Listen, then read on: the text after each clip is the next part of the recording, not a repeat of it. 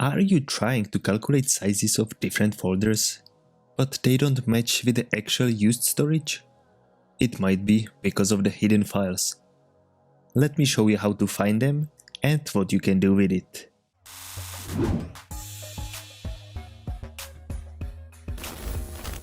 Mac storage is really confusing topic for a lot of users. I have already made a few videos about system storage and how to clean it.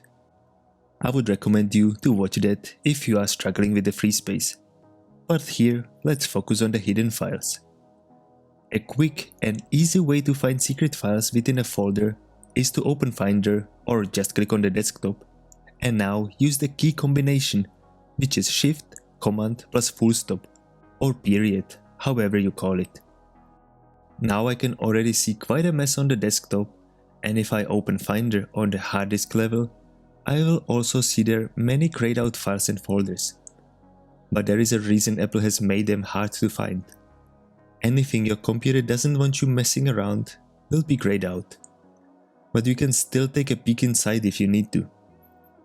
Windows users can normally access these files in File Explorer, where it's easy to make changes, but also mistakes.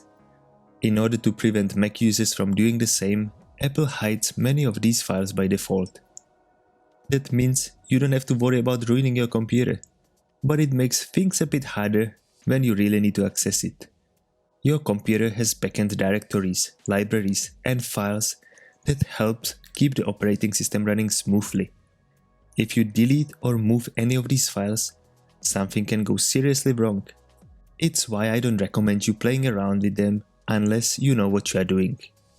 So I'll rather not touch these files in the computer. But here on the desktop, these are clearly remains of some Office files and PDFs, so I can get rid of it without hesitating. But you have to ask yourself if it's worth the bothering.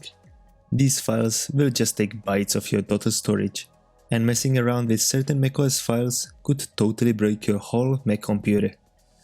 So to ensure you don't accidentally change something in the future, hide these files again with the same shortcut, Shift, Command, period. If you actually want to learn some useful shortcuts on macOS, click on this video, which will show you more than 100 power user shortcuts in one single video. Here is Luke from AppleOnlineAcademy, channel helping you to master your Apple devices. If you want to know more about our courses and get free materials, visit the AppleOnlineAcademy website and get weekly free videos by clicking the subscribe button here.